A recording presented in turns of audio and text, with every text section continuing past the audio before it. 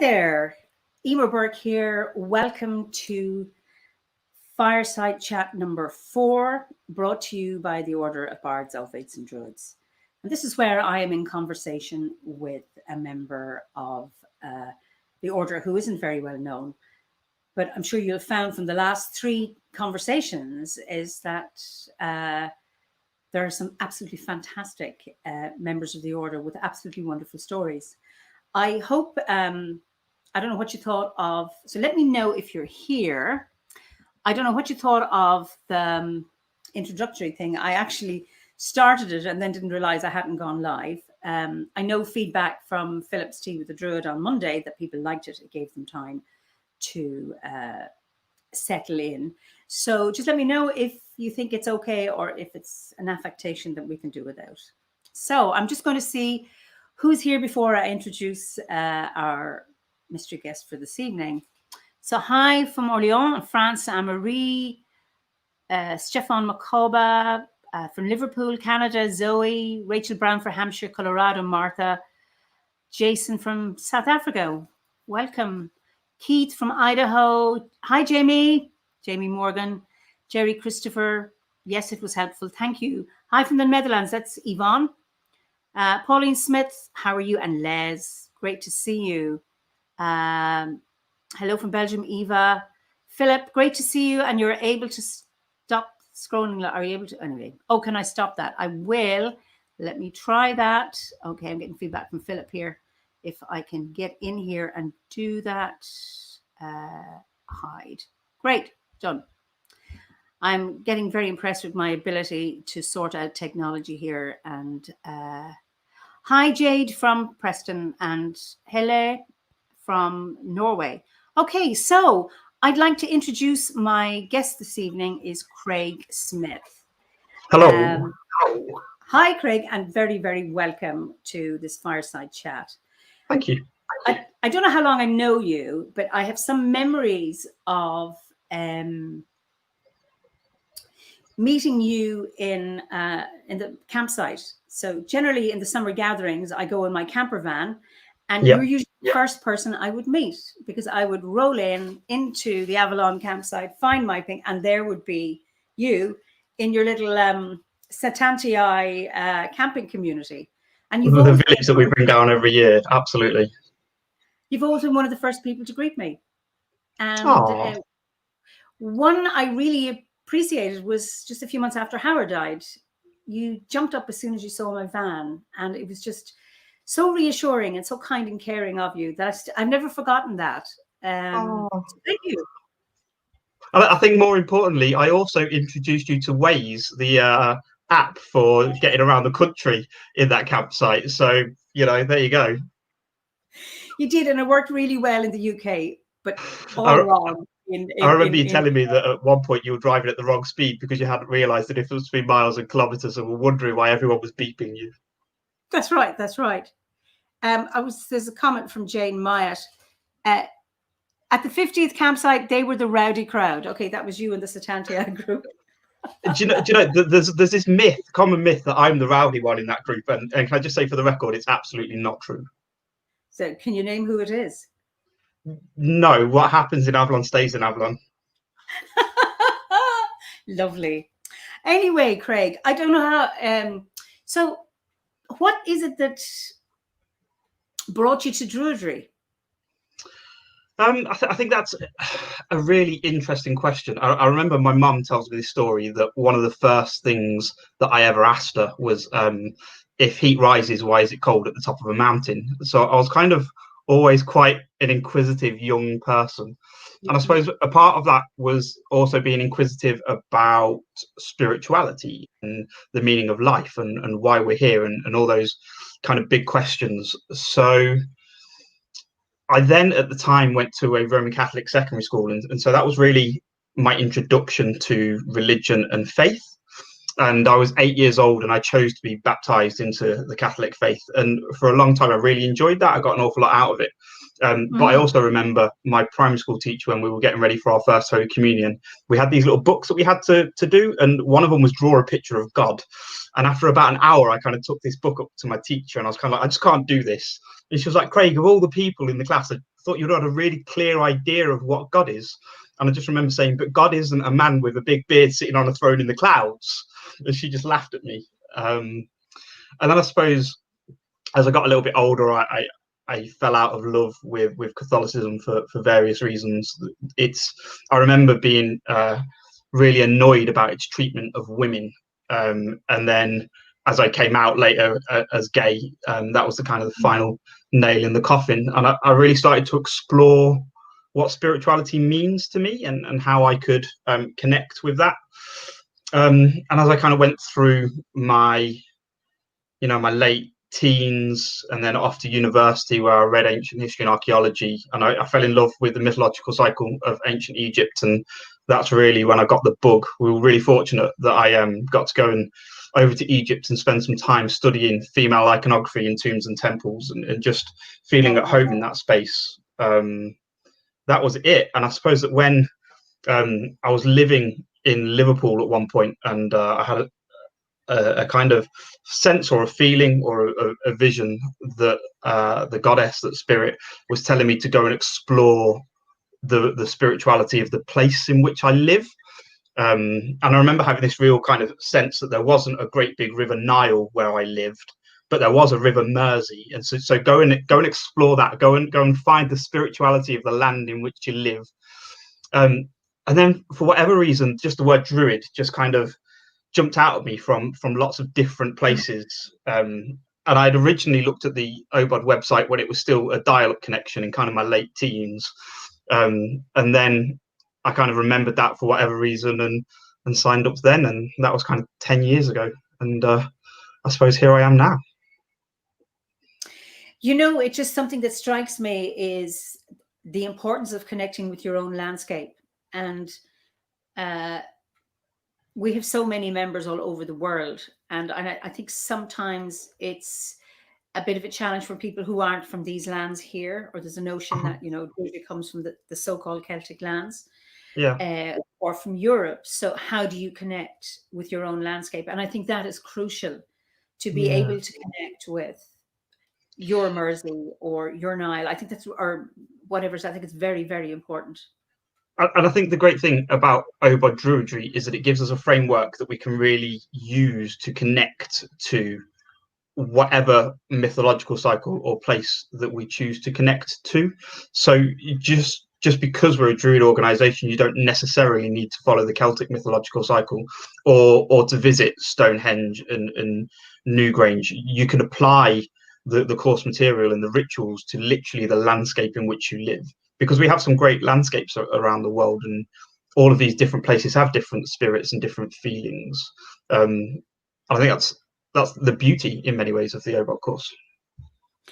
I agree with you. And I think we have a responsibility to connect with our landscape wherever we are as Druids. And that is, Druidry is about connecting with our own landscape and nature, and being able to find that and connecting with the genius loci, the stories and the mythology. I absolutely agree with you.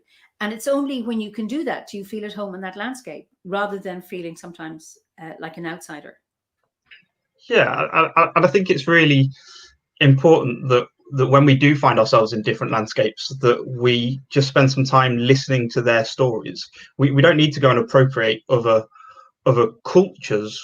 We can just go and listen, and the spirits of that place will tell us their story in a way that we can really identify and adapt to. So we don't need to call things by other cultures' names. We can go and ask them what their name is, and they will tell us in our own language, But I suppose that kind of comes down to, I've always had this idea that deity, whatever it is and however it expresses itself, always expresses it to you in the cultural clothes that you understand. So for me, all these different pantheons around the world, they're the same expression of deity. They just speak to our souls in a different way. So at the time, I could understand the myths of ancient Egypt. They sang to my soul, and they helped me understand and develop what spirituality means to me. And now I sing to a different song, and I think that's absolutely fine.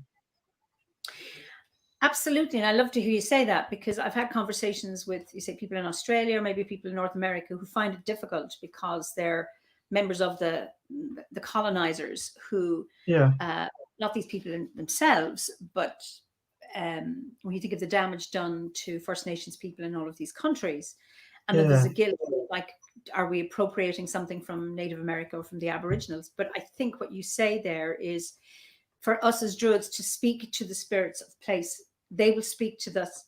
They will speak to us in a language that we understand. We can connect and hear the stories of the people who live there, and then we have our own names, because no matter where people have gone, they found their own names for spirit, just like you say. So you were in Egypt and you had Isis and Osiris and whoever else, and then you come to the Mersey and they have other names, and I think it's really, really important. I think I don't know if you were there at the summer gathering where we had the play from the guys from Orotawea from New Zealand, and they did this whole kind of play around identity and culture. And I mean, I don't think there was a dry eye in the house by the end of that play. But I think that they just encapsulated it really, really well. This idea that you can go and connect with the land, and you can connect with cultures in a really, really positive way, if only you're prepared to sit down and listen. Yes, and there's a cat. Hi. It's it's Gandalf. I'm really sorry. That's okay. Hi, Gandalf. He said hi. Moira was one of the New Zealanders, and she was married to a Maori man, and so her children are Maori. She speaks Maori, and I met her at the Shaboda gathering in 2019 in New Zealand.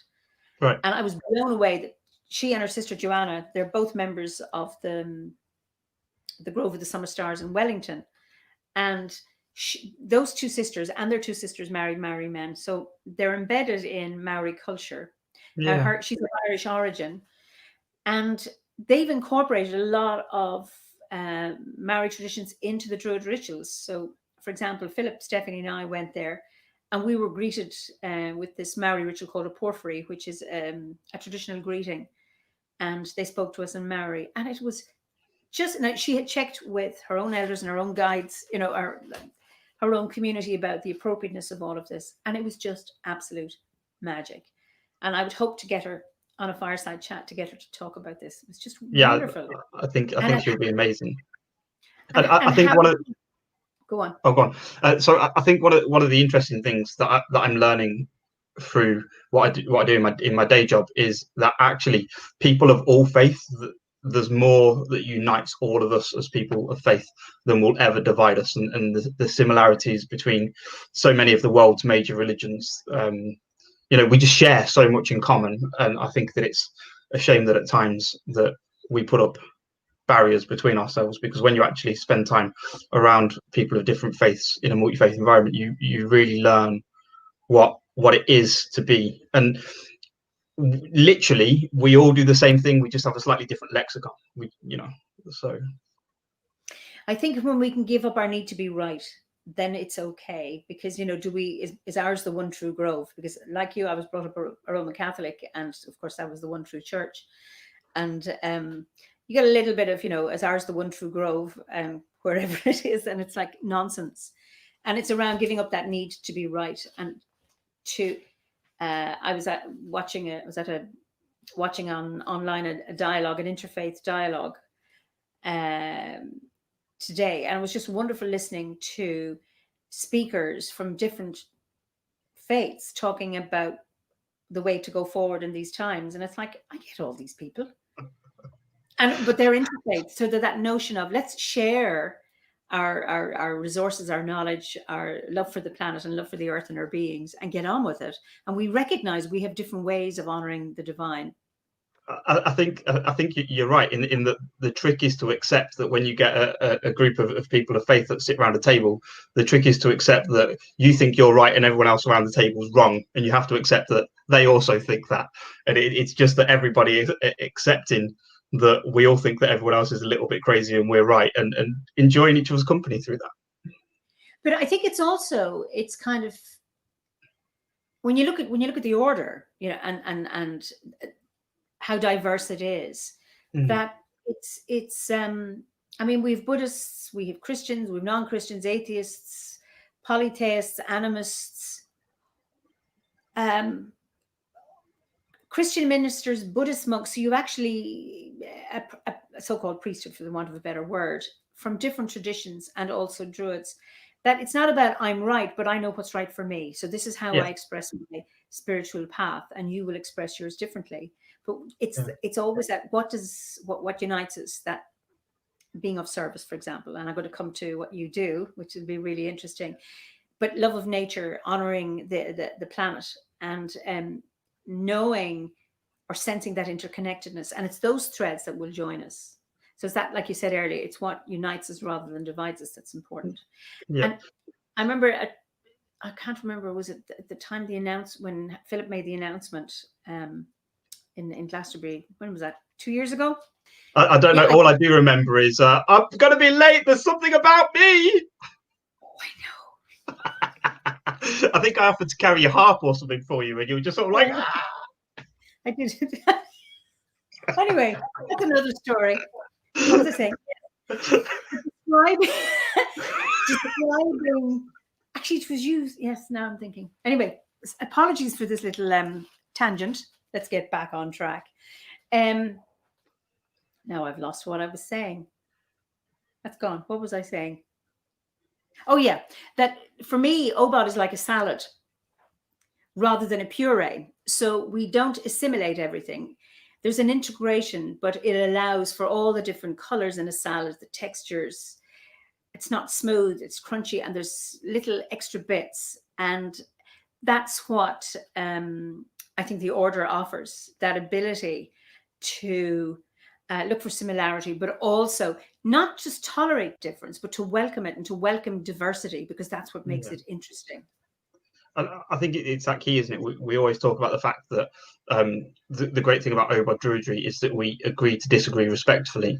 And we also accept that if you get 10 people round the table at the Georgian Pilgrim, you'll get 25 opinions. Absolutely. Someone says here, what people call faith seems more to be culture. Love the word divine you just mentioned. I wonder if you have anything to say about that. What people call faith, more people call culture.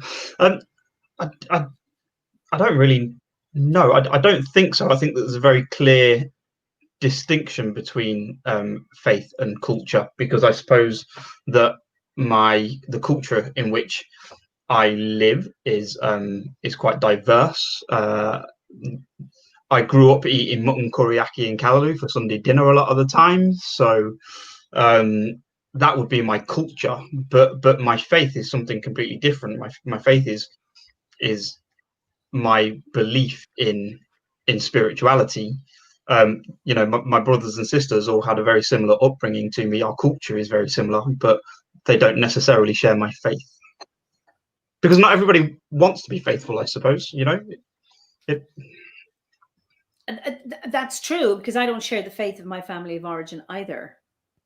And yet, when my siblings, for example, have come to ceremonies that we've held here in Three Castles, they've been able to engage. But that's not their main. This is really interesting. It's accessible. I get it, and I like it. But I'm still a Catholic, which is fine. Yeah, and I suppose that with families, I think one of my proudest moments was when my mum came to one of our rituals in our grove. That was kind of up there with the top. I was so proud that the day that happened. And I think that the other thing, again, kind of in my line of work, I often notice that humans have this innate, and maybe it is faith, but this innate need to mark anniversaries. And I suppose that in British culture, we often go and light candles. And so we find a lot of people, they put in requests to come and light candles with us to kind of mark those big moments in their lives. And I suppose that is an expression of faith and culture mixed. I don't know. And funny, candles and fire are almost like universal expressions of honoring something, either as a form of prayer, as a form of remembering, honoring, cleansing. That it has that wonderful magical quality that I think. I mean, I grew up with candle and incense and chanting, and I suppose one thing that I would carry from the Catholic faith was benediction, not so much the Mass, But I loved benediction. There was the Gregorian chant. It was dark. Yeah. It was the candles and the incense. And then we have a Druid gathering, and what do? We chant, and we have candles or fire, and we have incense. Well, and it's because it works, doesn't it? You know, it's when you look at a ceremony like mass or like a Druid ceremony, you're hitting every sense. You're hitting sight, smell, taste, feel. And I suppose that human beings, you know, there are recipes for incense that go right back to the very beginnings of human existence. So we've always done these things. Absolutely. And we still carry them on. So speaking of spirituality, can you remember your first spiritual experience? Or I don't really know. I suppose that I've always got this awareness of trying to question these things, question everything that was going on around me, and trying to make sense of that. I do always remember being at mass and being really comfortable and really calm in those settings, and just feeling like that was the right place for me at that time. And I suppose that it's just always been with me. So I don't know that I could particularly pinpoint it. I mean, there have been times, you know, when I was sat in the Great Pyramid in Egypt or in the Temple of Philae, those places have a sense, they have a feeling. You can't help but be moved by them. But that's the same as if you go into any great cathedral in you know, England or Wales. They have a feel about them. So I think it's just always been with me. I think there have been times when I've been more spiritual than others. I walked the Camino a couple of years ago, and that whole journey was a really spiritual experience for me. Yeah, I mean, kind of like, which side is it? 800. I can't do that because I'm dyspraxic. 871 kilometers of it. Well done. Okay, that was what, 6 weeks? About 6 weeks, yeah. And that whole experience, you can't help but be spiritual throughout that whole experience. But did God pop up and tap me on the shoulder every 5 minutes?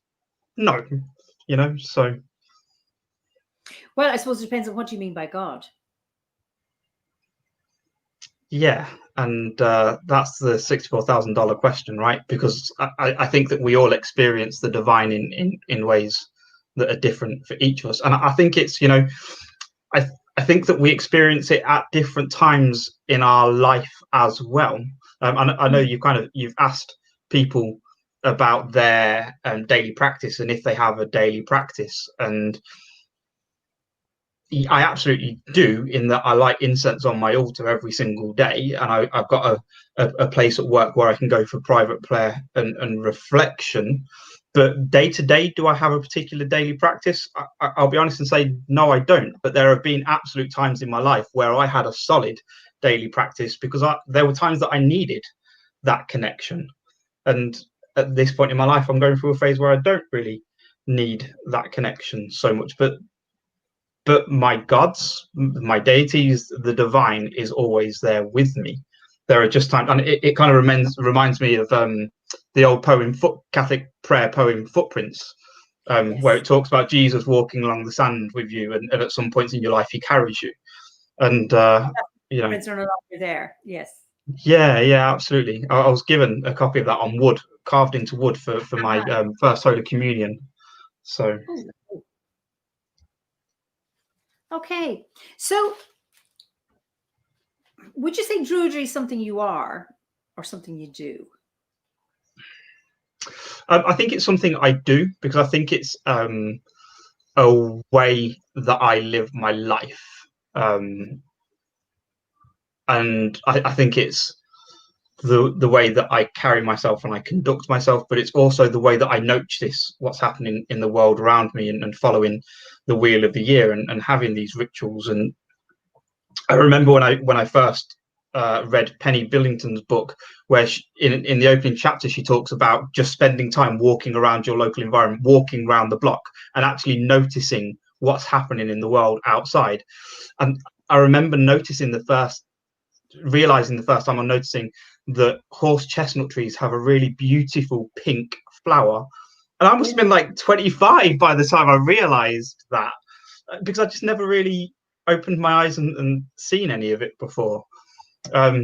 And so I suppose that it's what I do, because it's the way I live my life, and the fact that I now try and explore the seasons as they're going on around me. And I was really fortunate this summer. My partner and I decided that we were going to explore foraging an awful lot. So we would walk down by the local river and go to different places and bake some beautiful food. So we kind of like had apples and blackberries and strawberries and raspberries that we just collected from walking around, and cherries off the trees.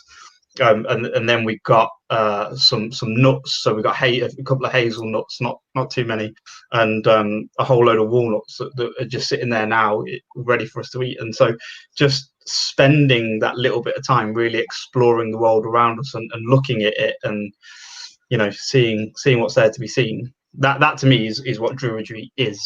So it's certainly what I do. Wonderful. So just to your work then, where does Druidry fit in with your work? Because you're a chaplain in Her Majesty's prisons. So yeah. So Druidry is literally everything that I do with work, if I'm perfectly honest. So I'm a pagan chaplain for the prison service.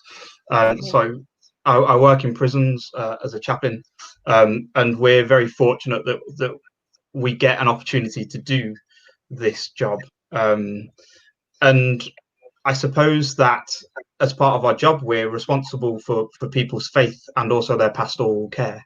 So we become their teachers, their guides, their confidants. We become their inspiration. We nurture them and look after them and take them through their highs and their lows. We look after them when their parents are ill or dying. We look after them when they're celebrating births or their birthdays. And people in prison, they go through some really difficult experiences. It's silly things like Christmas can be a time bomb that you just can't get away from, because it happens every single year and people celebrate it and the Christmas trees go up, and suddenly all you're reminded of is that another year of your sentence has passed, or that you've got 5 more years to go. So we truly are so fortunate to do what we do, because it's in my job description to give people hope and give them joy. And I suppose that as you pass through the Druid grade, part of the Druid grade is about how we help society, help people around us, and how we go on to become a teacher and an inspirer of people. And I suppose you really learn a lot about yourself. You really learn a lot about other people, and it's a massive responsibility to suddenly become the spiritual guide for 200 people, and to be their only source of knowledge and wisdom. And one of the things that they do help you do is realize that you have an awful lot to learn, because you just don't know anything when you walk into a room and you're kind of like, what do you guys want to do today? And suddenly you get all these different answers and you're like, I have no idea. But you also do get to buy an awful lot of books, which is really, really exciting. But we're incredibly fortunate people. There's a team of about 20 of us that work in English and Welsh prisons. So there are a number of prisons that have chaplains. Unfortunately, there are a few that don't. So if anybody's interested, that they can go onto the Pagan Federation website and look at that, or talk to people about coming into this role. You're saying there are 20 pagan chaplains throughout the prison? Yeah, there's a team of about 20 of us around the country. Okay. Yeah. So, and it really is, it's an honor to serve, I think.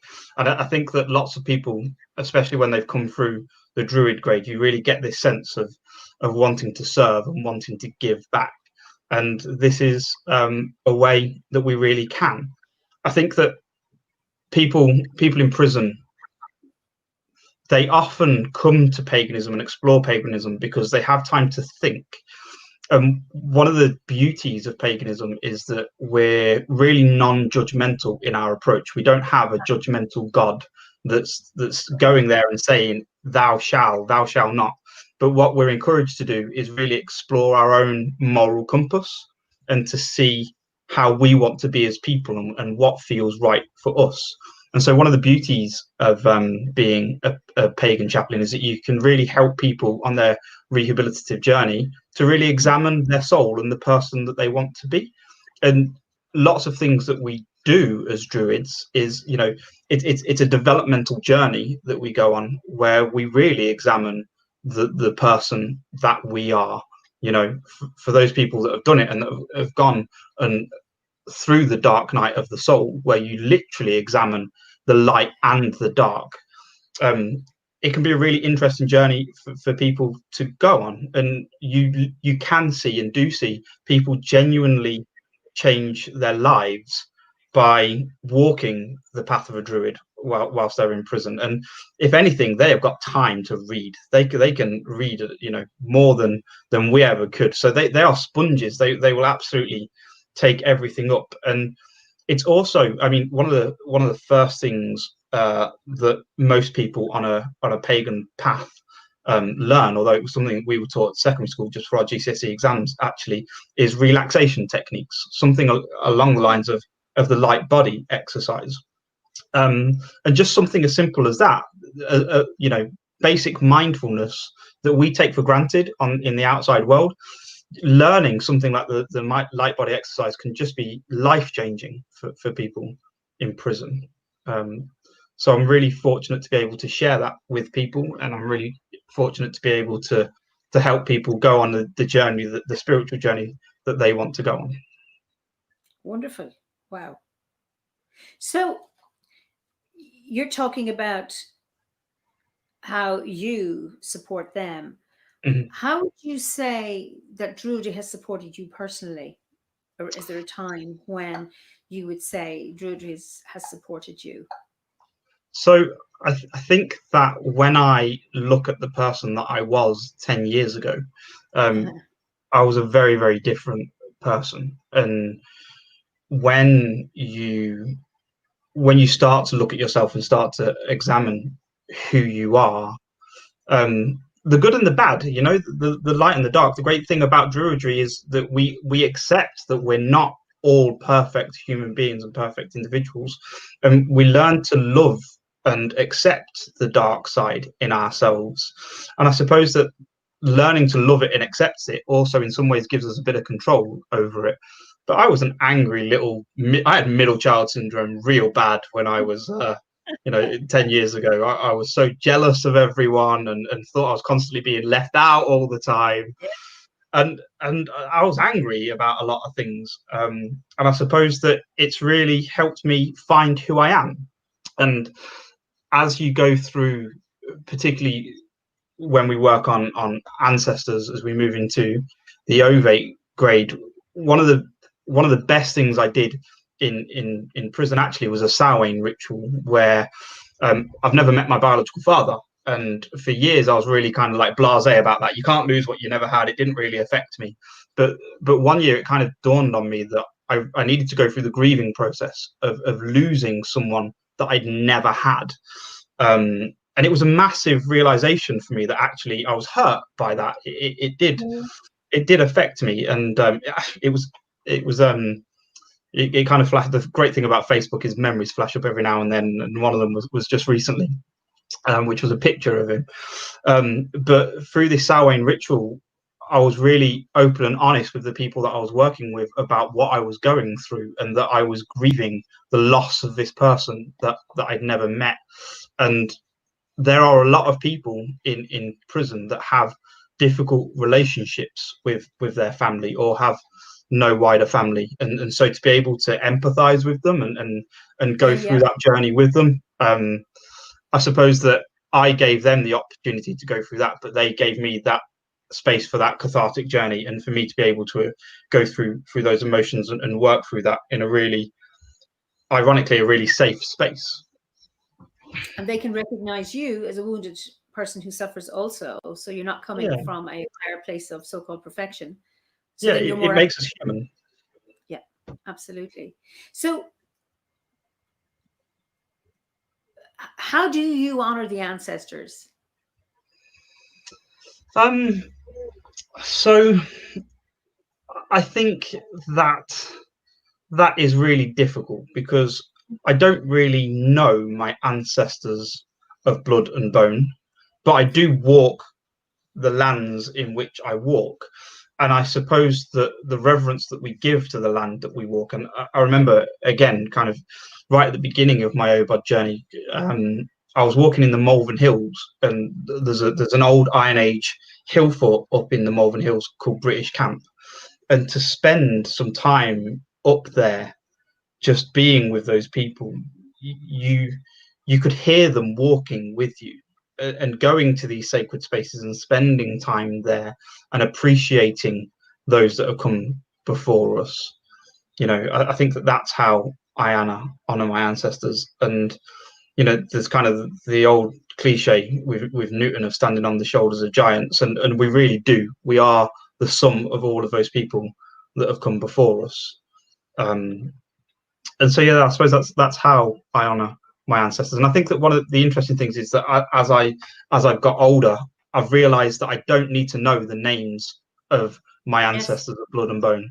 They're still there. That there were still, however, 64. I've still got 64,000 great grandparents or whatever it is they tell you on Ancestry.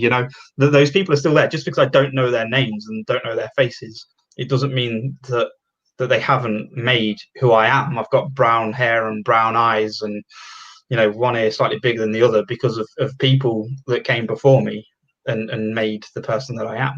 So yeah, I think just living your best life, you kind of honor them. Yeah. You mentioned ancestors of blood and bone, and another one for me is ancestors of milk. There's a Scottish phrase that the bonds of milk are stronger than the bonds of blood.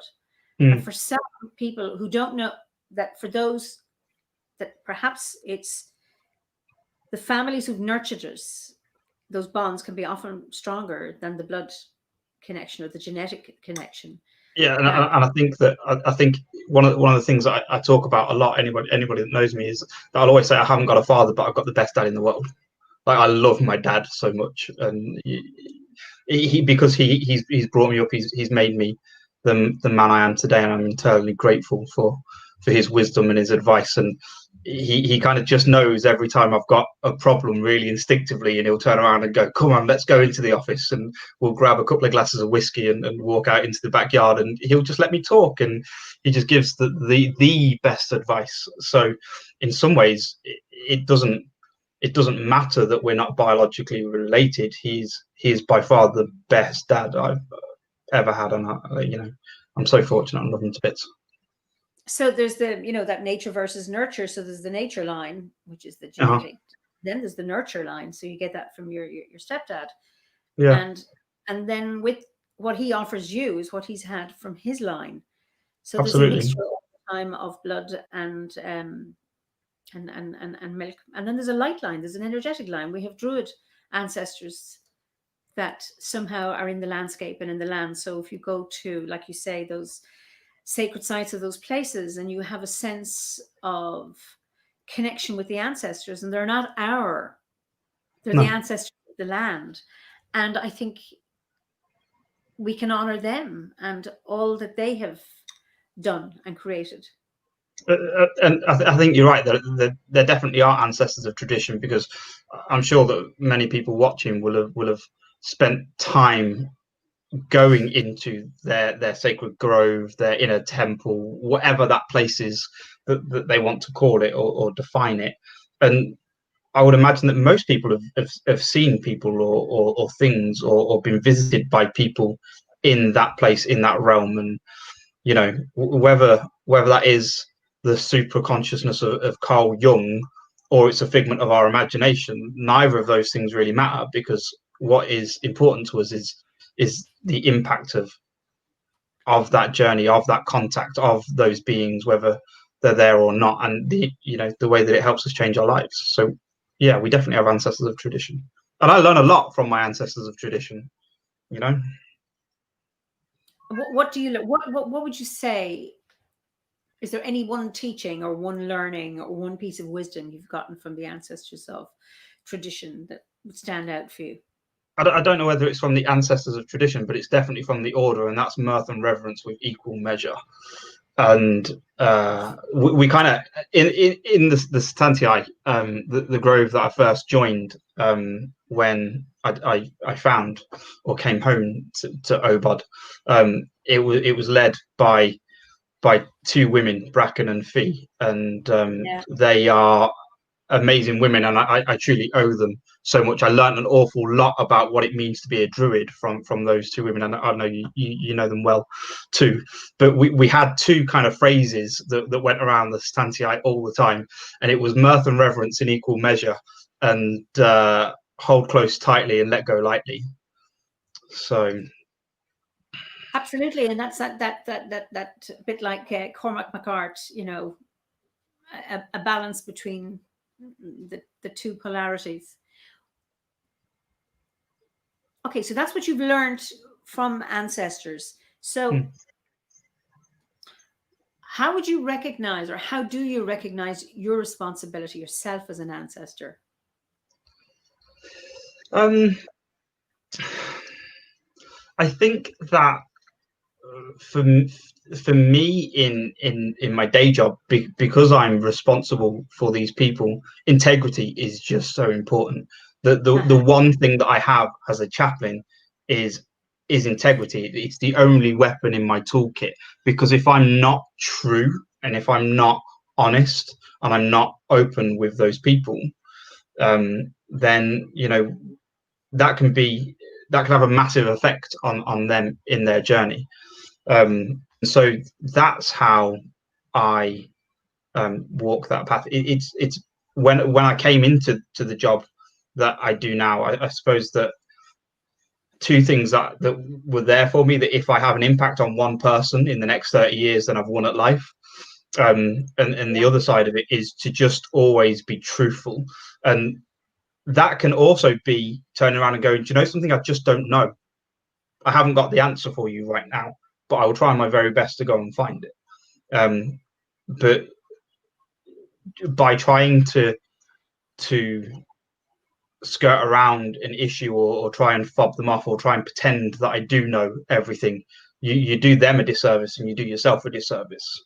So yeah, really trying to live as best I can with integrity. And I think the other part of it is really owning your own mistakes.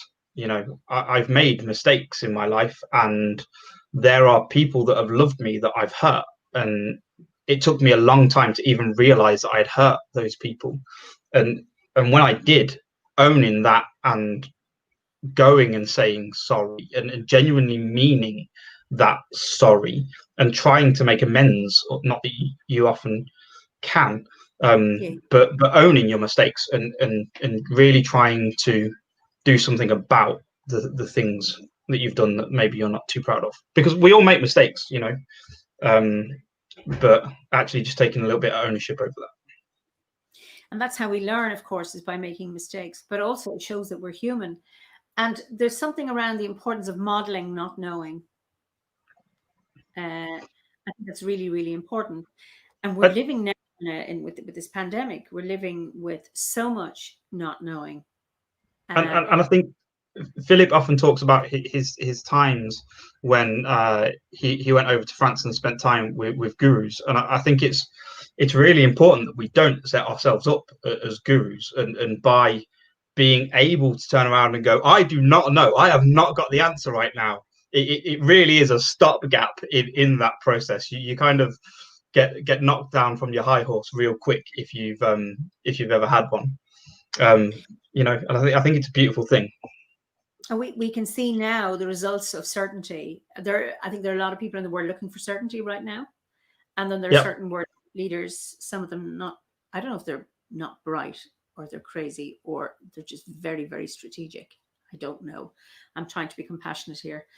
Is that they offer certainty, and to me, when I hear them, it's all lies. But people looking for certainty will grab onto that. And I think it's really, really important that we are right now living with uncertainty and the unknown, and in many ways, Druidry, well, for me, I think Druidry is equipping me to deal with the unknown, to deal with uncertainty, because we have no idea where we are going ahead into the future. We never did, but we No. always had some kind of illusion that we were in control and we could predict the future in some way.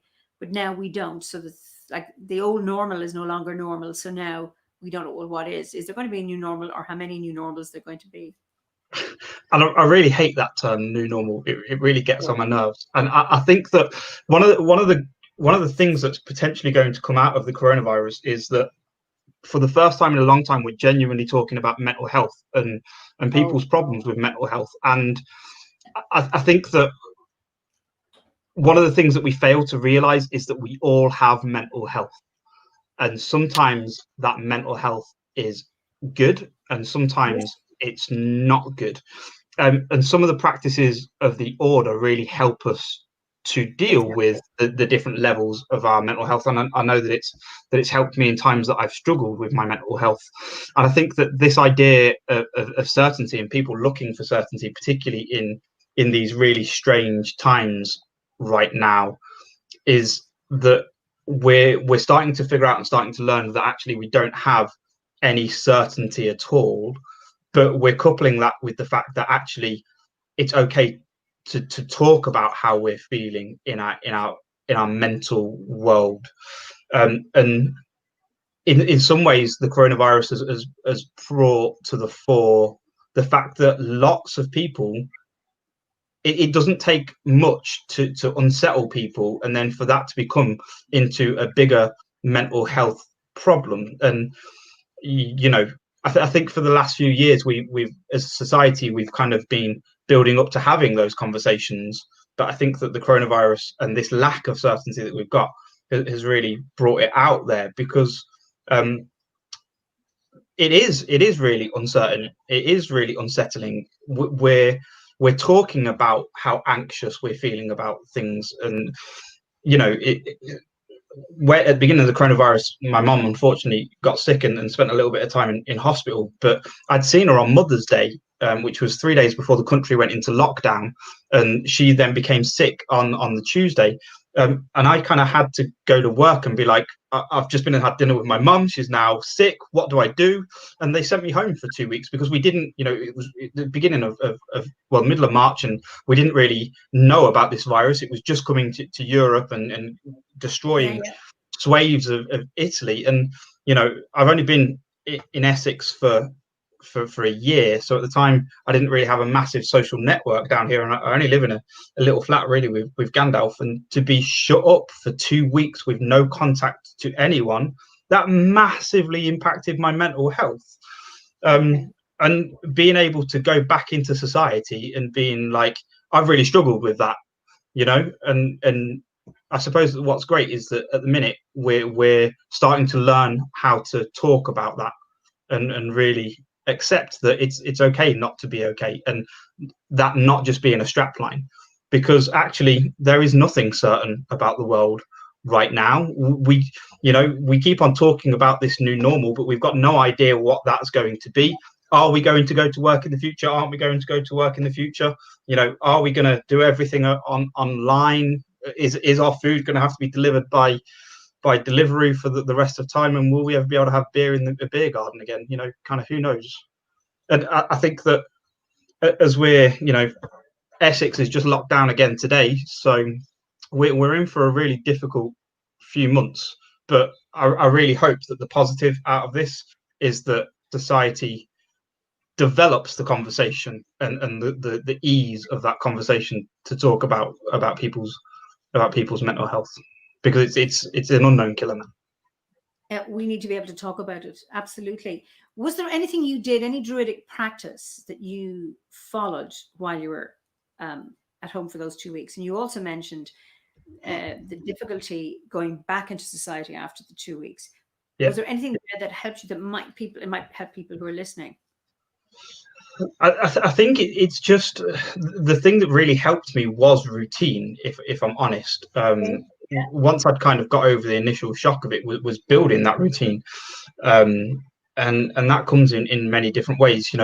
One of the things that I spoke earlier about the fact that my daily practice kind of comes and goes, but at those times when it's strongest, it's always about starting with something like the light body, and then going into my sacred grove, and actually spending time just in that space, and being comfortable in that space.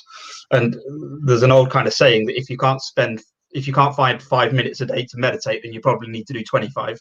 And just actually, and it's not really druidic practice, but just spending time waking up in the morning and allowing yourself to wake up. I know that one of the other things that Philip has done is the sleep clinic, and I was kind of a really early adopter to the sleep clinic.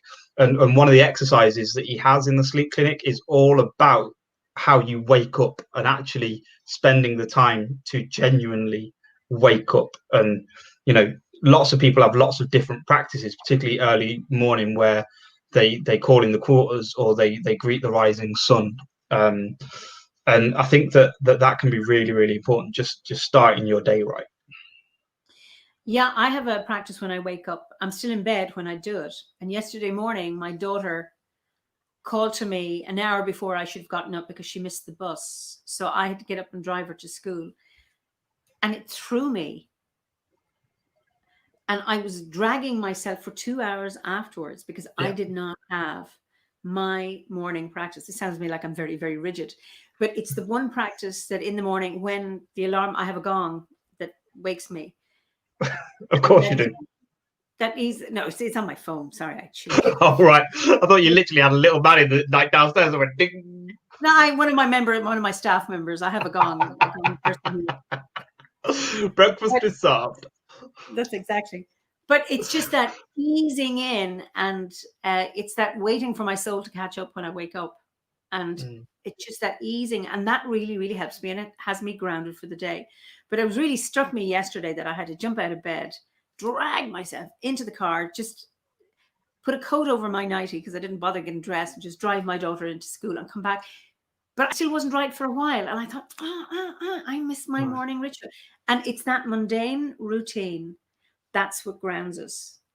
And I think that people going back into society, I think that allowing yourself to be afraid, it was really interesting that as we were starting to get people that had shielded coming back into work, it was meeting them and greeting them and talking to them about the things that had changed since they'd been away, and allowing them to show their fear of an alien environment, because it was okay for all of us. We just worked through it. So all of those changes, by the time they came back, had become absolutely normal. The world changed, and we accepted it and moved with it because we just kind of had to. But other people coming out into that world, those people that are, that are starting to leave their houses for the first time in 6 months, and we're all walking around with face masks on and spray everywhere and hand sanitizer, just being afraid by that, because that isn't normal. And I think that hopefully, again, we're starting to develop this conversation and this language where we're expressing those ideas. Absolutely. So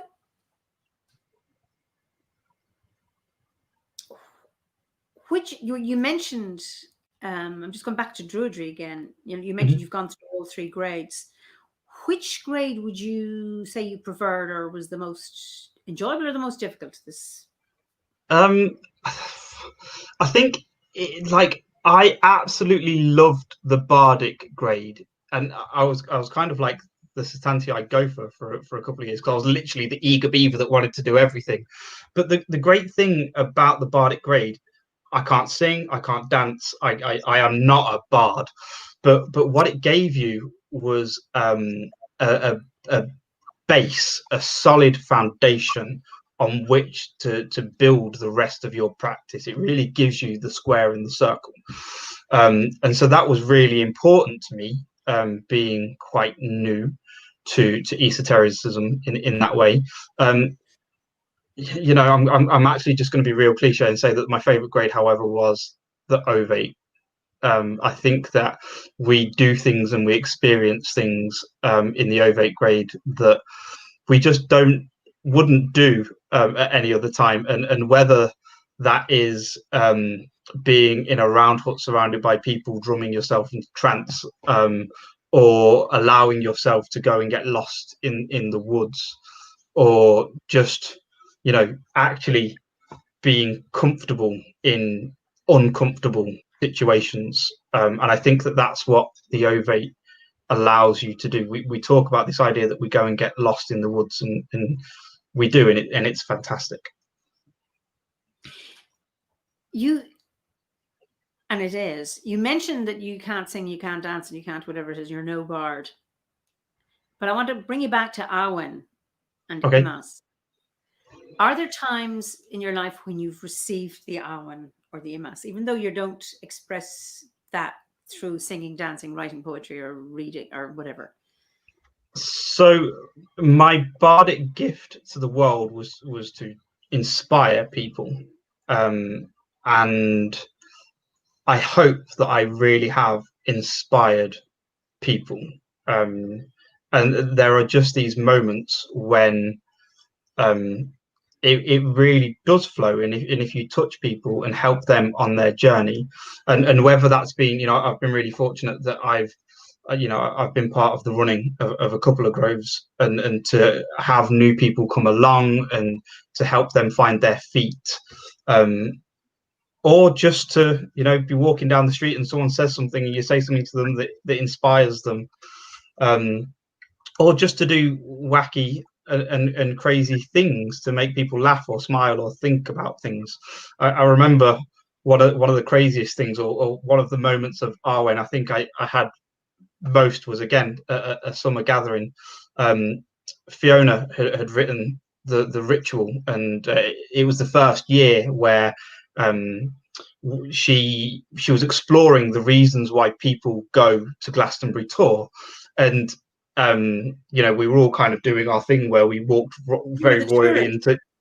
You were the tourist, weren't you? I was the tourist, yeah, and everyone was kind of like walking very, very regally, and there had just been the person before me was a widow, and she went in. Lindsay, who played that character so well at the time, she walked in real kind of solace, and put some flowers down, and it was a really deeply, you know, meaningful experience, because people do go to sacred spaces to be able to mourn and to memorialize people.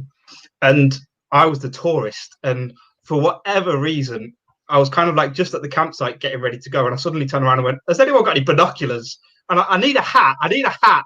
And has anyone got a guidebook? And I kind of like went up to the tour and just kind of like hung out at the back, and everything was going on around me.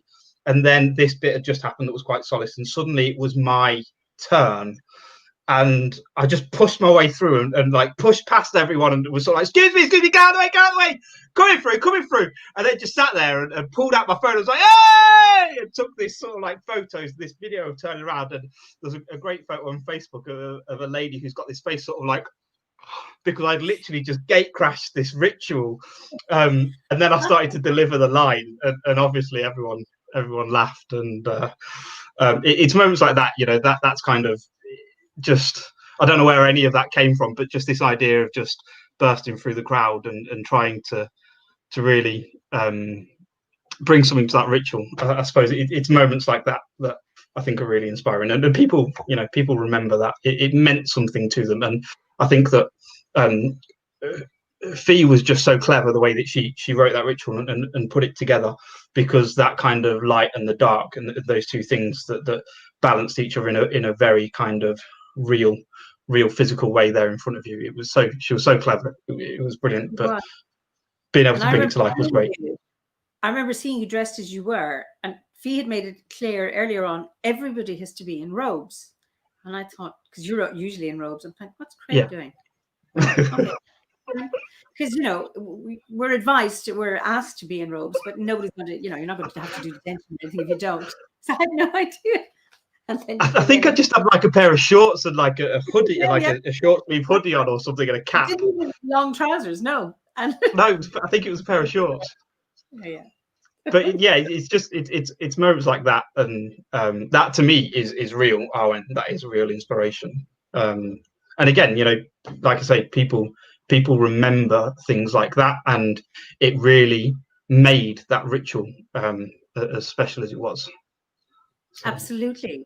So I imagine the tour is special to you, and I think it's special to all of us, and particularly those of us who attend the gatherings in Glastonbury. Is there any other sacred site that's actually special to you? It may be a well-known one, or it may not be a well-known one, but so I think that I also did training with the Anglesey Druid Order, and when you do the Anglesey Druid Order course, you really immerse yourself into the mythological cycle of Wales and the stories of the Mabinogi and the landscape of Anglesey, and so that place is still very special to me and very important to me. But I've recently, on coming down to Essex, we've got a Roman temple in Harlow, not too far away from me, and so I've been celebrating the Wheel of the Year at the Harlow temple, and that place has now become really, really special to me and really sacred to me. And I think it's quite a nice touch that pagans have been worshipping in that place for 2,500 years, and we're still there doing our thing. So yeah, and I think that also kind of goes to show that sacred space can literally be on your doorstep. It doesn't have to be the big tour or Stonehenge. Your sacred space can, because again, where the Santi meet in their grove, it's Heaton Park, which is just a municipal park in the middle of Manchester, and that grove is a massively sacred space because Druids have been worshipping there for, I think, 13 years continuously, and so that piece of land is incredibly special to me. Absolutely. And we were talking about earlier about honoring ancestors and how we take responsibilities being ancestors. So you're talking about where you are now. You talk about, people have been holding ceremony now for the last 2,500 years. And then you talk about that park in Manchester, and that how important that is, that all land is sacred wherever you are. And I agree, you don't have to be at the big places. We celebrate the winter solstice in a sacred site in South Kilkenny called Knockrow. We have 2 passage tombs, one aligned to the sunrise, one to the sunset. Wow. It's like our Newgrange. It's not as spectacular as Newgrange because it hasn't been rebuilt. Yeah. It's growing. And I've never gone to Newgrange at the winter solstice because for me, no, I stay in my place for these important times, because all land is sacred. And the more you hold ritual, I think, for me, I think the energy grows, and it's honoring those who've gone before and also honoring those who are yet to come. And I think it's about connection, isn't it? I'll be honest that I've been to a number of OBOD rituals at Stonehenge, and like for me, I firmly believe that the place is just it's a tourist site. It's been a tourist site for 2,500 years. It was probably just erected because people were a little bit bored. They had a bit of time on their hands and they needed somewhere to mark their local marketplace. It's kind of like a glorified bullring. And so I don't really feel a spiritual connection when I go to that place. And having said that, I've met people, or I've been at Stonehenge when other people around me have had really powerful spiritual experiences in that place and that time. So yeah, I think it's okay not to have spiritual awakenings when we're kind of told that we're supposed to, because not every bit of land does speak to us. I like rivers, and not everyone likes rivers. So. And I like forests. And I think it's a bit like, we have different tastes in music, we have different tastes in literature. All of it is valid, or art, and some things resonate with us that don't resonate with other people, and all of it is valid. And I have been at sacred sites where I'm not feeling anything, and others are going oohing and ahhing, and I'm going, whoops, I'm getting nothing. But you meet people. There are people you meet, and you have an instant connection with them, and others you don't. There's no hostility, but you just don't have that resonance with them. And I think it's really important to accept that we communicate or experience deity in different ways also. Not all of us can visualize not all of us can visualize with visions. Some of us visualize with sounds or smells or tastes. And I think that when you're bringing or helping people kind of find their spiritual side, they often kind of want to have all of these experiences right at the very beginning, and they want to do, you know, astral projection straight away, and trying to help them understand that actually we don't all connect in that way.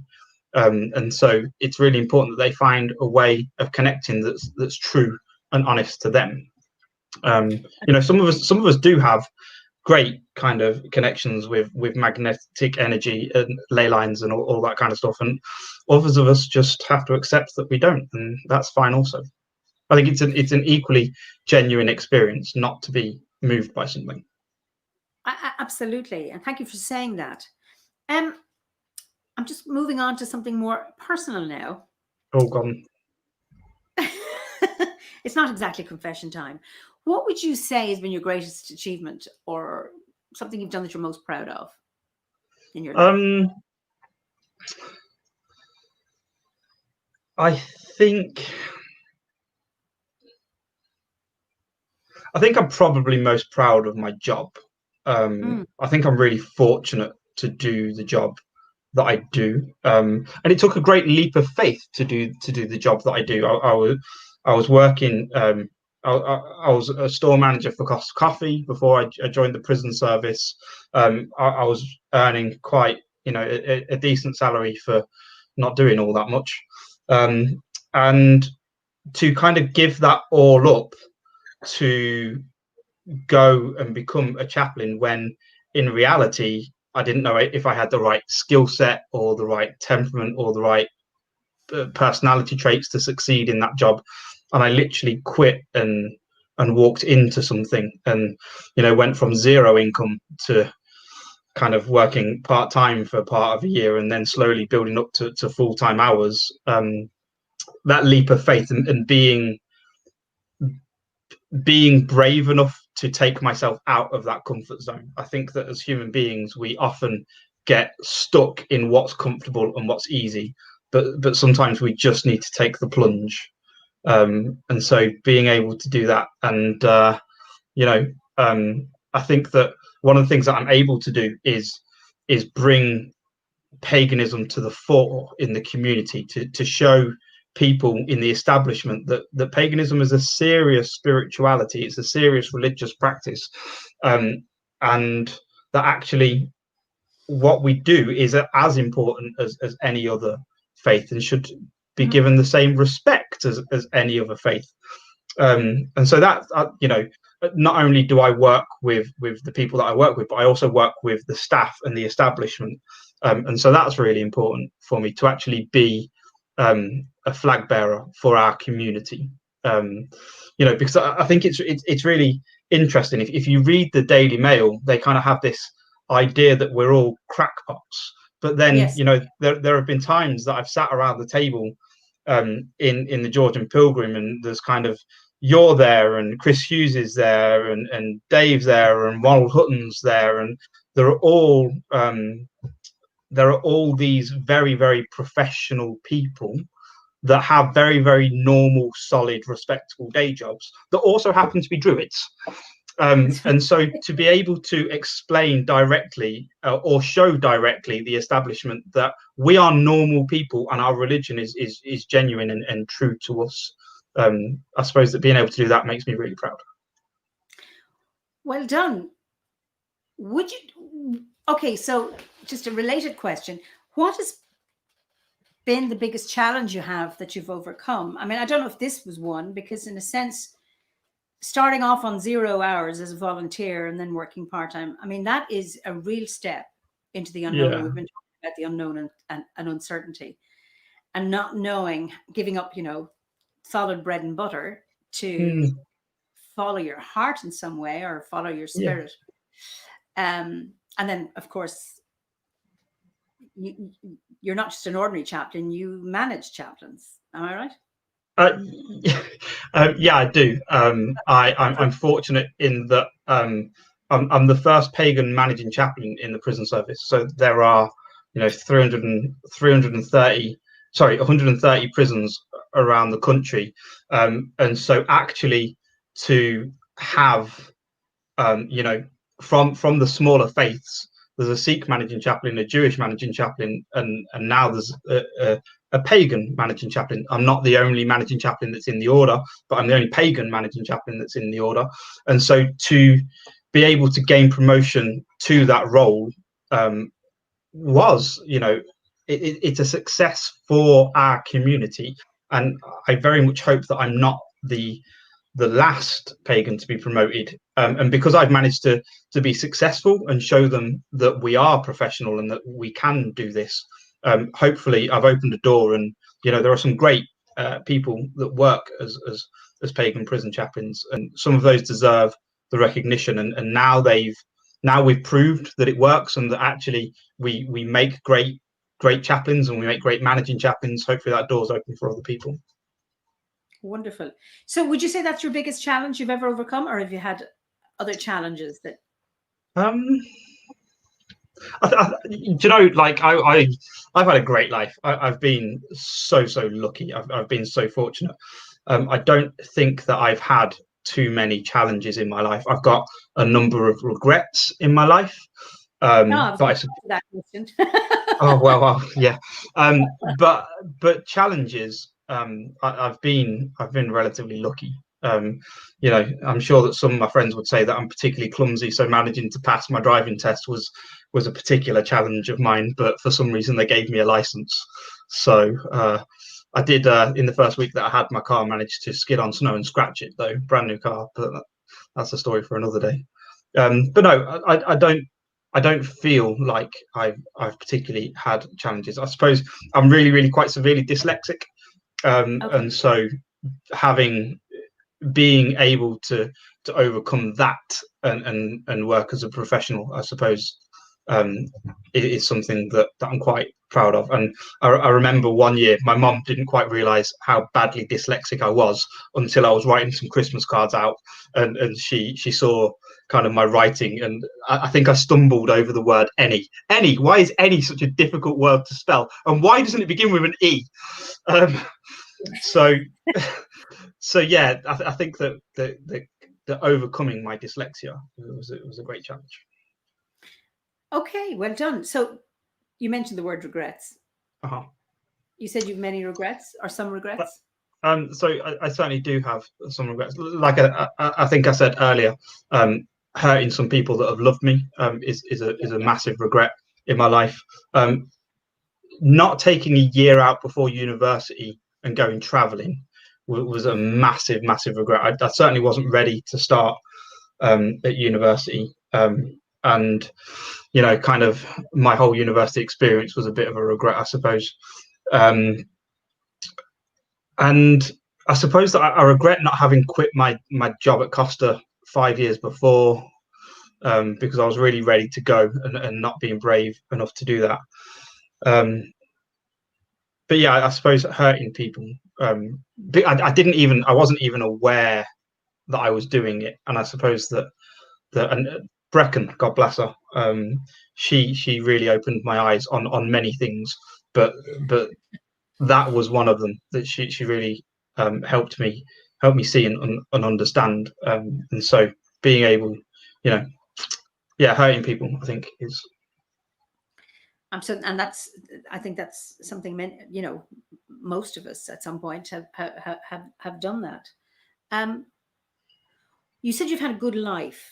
Is there anything you'd change about your life? I think I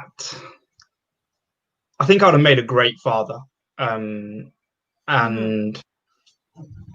being gay, particularly, now it's a little bit different. But when I was, my mum, but when I was kind of going through like my early 20s, it just wasn't really an option to be able to have kids as a gay man, particularly not your own children as a gay man. And so I think I would have made a great father. And yeah, if I could change anything, it would be to have a couple of kids. Unfortunately, I think before my partner gets any stupid ideas, I think I'm a little bit too old to be starting having a family now. The next question. How old are you? I'm 38 in December. Well, for what it's worth, I had my first child at 39 and my second at 42, and Howard had his last two at 53 and 57. Well, there you go, no, then. That age. So there you go. For your partner, but anyway, never too late. What are you most grateful for? Oh God, I'm most grateful for life. Like, I think that we only have one life, and we are so fortunate to be able to live our lives, and we are so fortunate to be able to live our lives now at this time, and to experience the things that we experience. And I think that I'm literally kind of living my best life, and I think that a lot of that comes to just accepting your surroundings and accepting where you are and the point that you are at in your life. But yeah, I mean, we're so fortunate. I think that we spend far too much of our time trying to wish away our lives. Mm-hmm. And so just to be able to actually live it in the here and now, you know, I think that's what I'm most grateful for, because we only have potentially one of them, so we may as well live it. And as much as I've had a truly great life, it hasn't been easy, or I haven't had an easy life necessarily, but even at the times when it's been hard, I think that I've really tried to actually try and live each day. And yeah, I'm fortunate that I can do that, but I'm very grateful for it. Well, we've one life at a time, anyway. Well, yeah, one life at a time. So what would you say, what particularly brings you joy? I think red wine really brings me joy, if I'm perfectly honest. Red wine and good beer. Oh my God, it's Stoptober. I haven't had a beer for 2 weeks. Anybody that knows me or has seen me in Glastonbury will know that I really do take an awful lot of joy out of a good pint of beer. Oh, wonderful. Yeah, but I think that I really like the social life that comes with sitting in a pub and surrounded by really great people, and just sitting there, and different people coming in and out of the pub all day, and having some food and just talking with friends. One of the great things about when the order gets together is that there are people that you often only see maybe once or twice a year, if you're lucky. And so to be able to sit in the Georgian Pilgrim, or to sit at the campsite around a fire and just share a few beers and share our stories and our tales and our laughs and our songs, I think that's a beautiful thing. That's one of the wonderful things about the order, and at the moment that's on hold. So let's hope in the future that we can get back to doing that. Yeah, because I think that lots of people have missed it, actually. Because I think it's been really interesting, hasn't it? And again, we're going off on a bit of a tangent, but lots of things have kind of moved online, and Zoom has become really important, and lots of rituals and groves have kind of had an online presence and have done an online ritual. But there's no substitute for a hug, and we hug a lot as druids, and I think that's one of the things that we're all missing right now. I think the power of touch, can never be underestimated. The power of physical contact, and that's, I think, one of the will be one of the fallouts from this pandemic, is that lack of physical affection. I see Jane Myatt, I miss hugging everybody. Absolutely. But it won't last forever. Like, at one, we will get through this one way or another. It will either become just like the common cold, and we kind of have bouts of it every year, or we'll develop some sort of vaccine or immunity. But at some point, there will be a point where we will be able to do those things again, and that gives me an awful lot of hope. This too shall pass. I think that's one thing we have hold on to. And I mean, it's always helped me in times of great difficulty is to remember this too shall pass, that, you know, it will move. How it'll go to, I don't know, but it's living in the now. Okay, so is there a person in your life that you admire?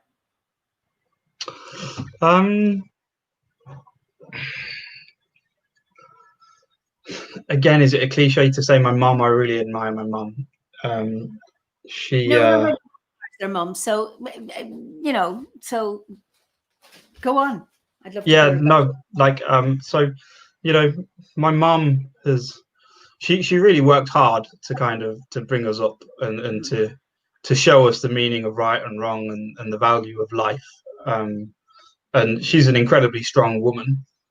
So just her working so hard to give us the best start that we could have as kids, and then the way that she's been so strong through things that have happened over the last few years.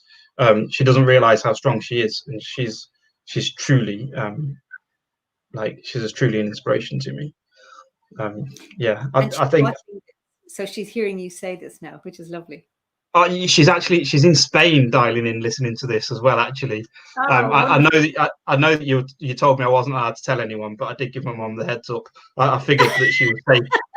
She was safe in Spain, not telling anyone. So yeah, she's truly an inspiration for me. I think that one of the things that we're really fortunate about, there have been times through my OBOD journey where I've been really proud of having Philip as our spiritual leader as well. Because there have been, like, I just trust him and I trust the decisions that he makes, because he's so open and honest, and he's led us he's led us with such integrity, and I think he doesn't say no very, or obviously you now, but he made a point of not saying no very honest, and being really open and honest with the whole OBOD family when he made difficult decisions. And so being led by him, I think that, you know, we're privileged to have the order and the people that lead our order, because they do us a great service. I think Philip has done an absolutely amazing job from starting with maybe 10, 20 people to have brought it to what it has become now. A very hard act to follow, indeed he is. But you'll be grand. Thank you. He's been such an inspiration to everybody, but and certainly to me. And I know from conversations with people that he has had a huge influence on people's lives. Well, I think that, like, the order changes people's lives. It's changed my life, and, you know, I know lots of people in the order who have truly had their lives made an awful lot better by going through their journey with OBOD. So we are very fortunate. And I know, you know, it's very much a spiritual development path. It's a self-development path. But I know people who've been physically ill, whose illness went or was healed as a result of joining the order and following the Gwers. I mean, it can't make any promises. It's not psychotherapy, but it's certainly very therapeutic. Or it can. Well, I think what it allows you to do is, in some ways, to become your own therapist. I think so. Yeah.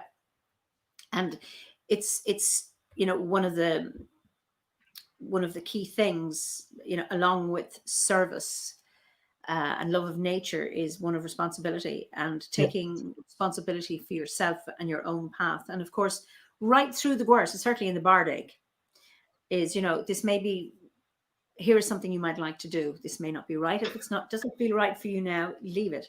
Or if it does feel right, you do it.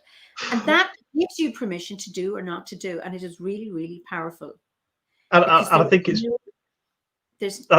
really interesting when you see different people and how some people really struggle with that. And it really makes me smile that some people struggle with that, because the people that struggle with it, you know, that they just need to struggle with it. Like, I think that the magic of the Gwers is that it really takes us on our own personal journey, and it takes us on the journey that we need to go on. And people often talk about the fact that they won't do a Gwers for months and months and months, and then suddenly it will just catch their eye and they'll pick it off the shelf and it will be the perfect Gwers for them at the place that they're at.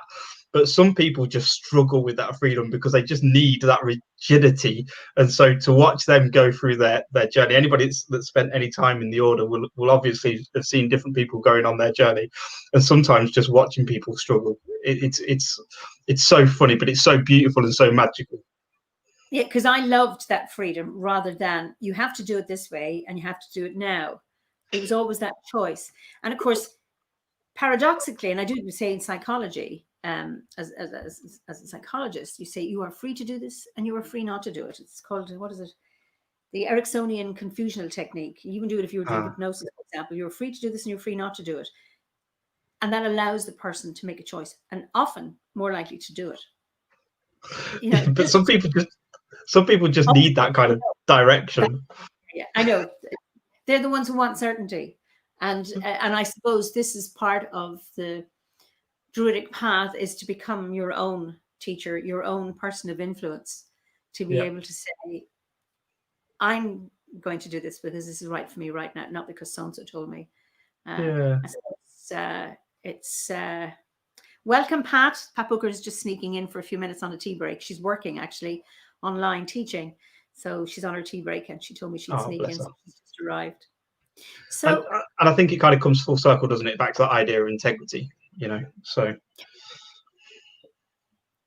Absolutely. So is there, what would you say? Yeah. Looking at the world now, one concern you have about the modern world?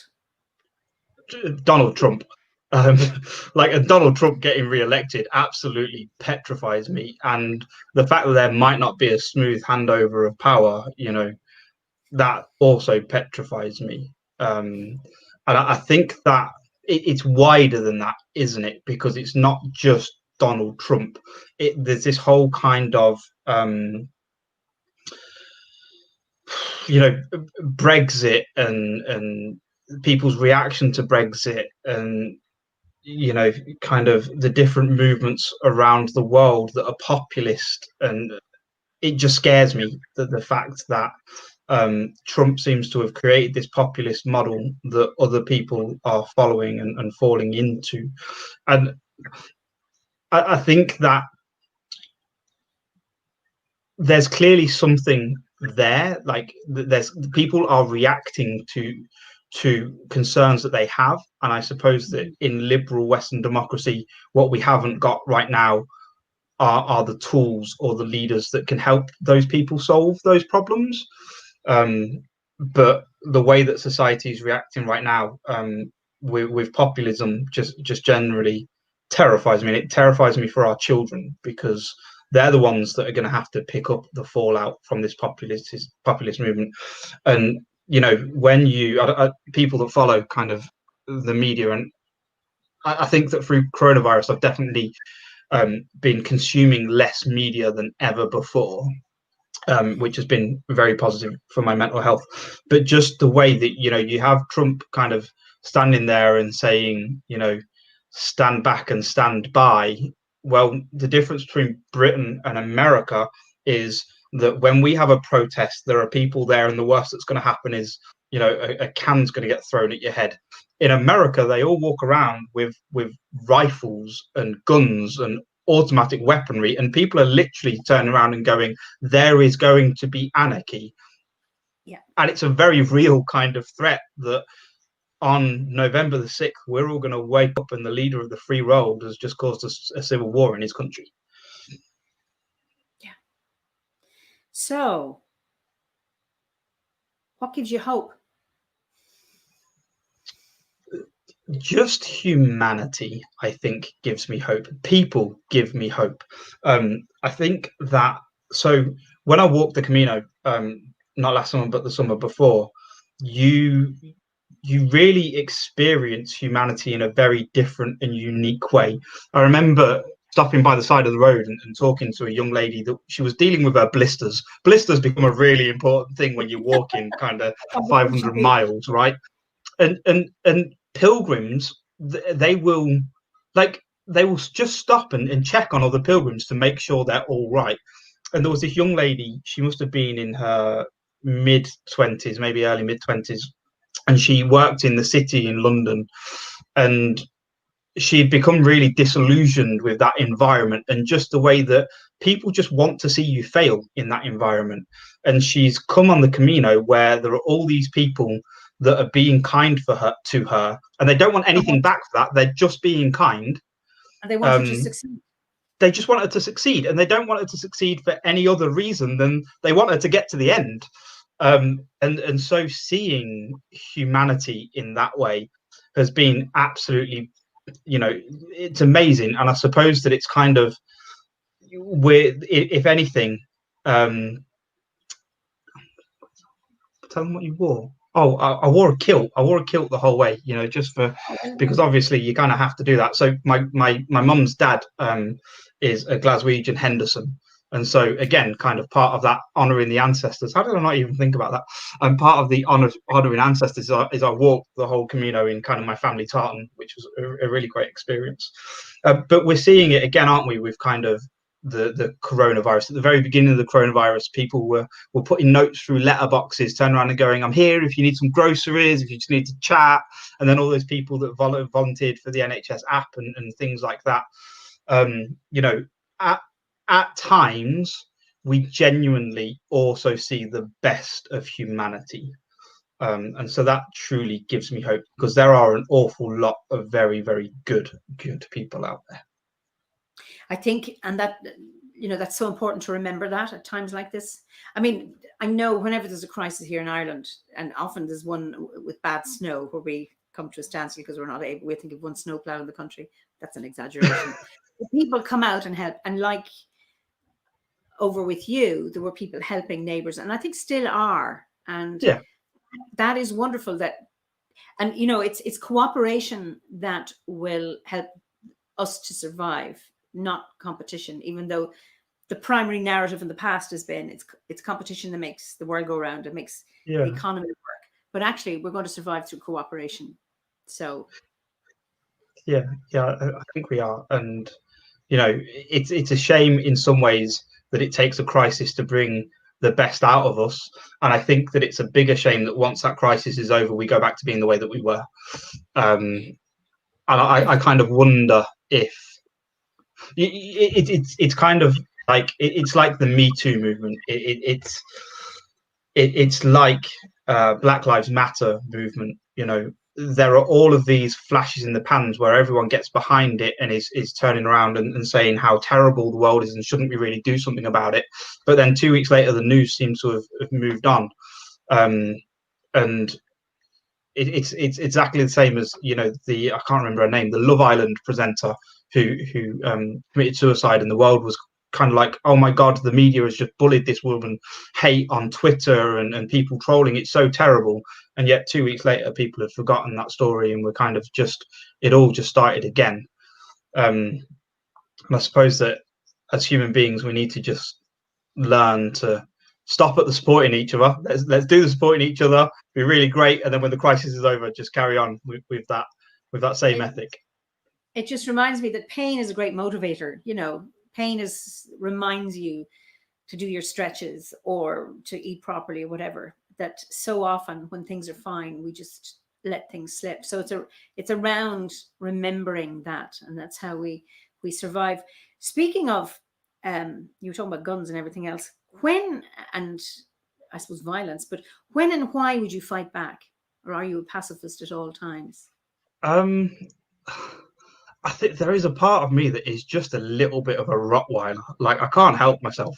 I've got one real clear memory of when I was at university. There was we were on a bus going into Birmingham city centre, and there were just these guys at the back of the bus being really badly homophobic, and I just couldn't help myself but go up and challenge those guys. And I suppose that I'm like that quite a bit. I really struggle with injustice. I really struggle with people that are bullies.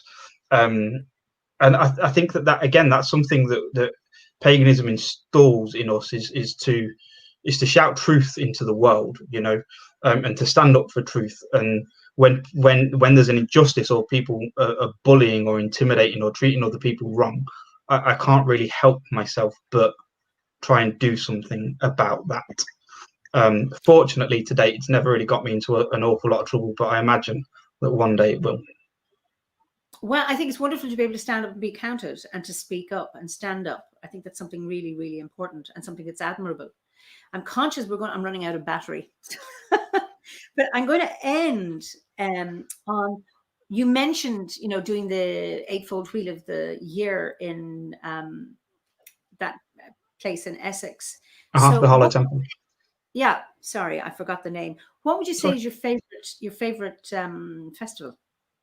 Samhain is definitely my favorite festival, and I think that, well, because Samhain has a twofold kind of aspect to it. One of it is where we remember our glorious dead, we remember our ancestors, but the other part of it, and particularly in the OBOD group ritual, the Cailleach comes around and she takes something from you. And there was a few years ago, again up at the Stantii, where someone just turned around and said, "What, you mean we just chuck our shit in the fire?"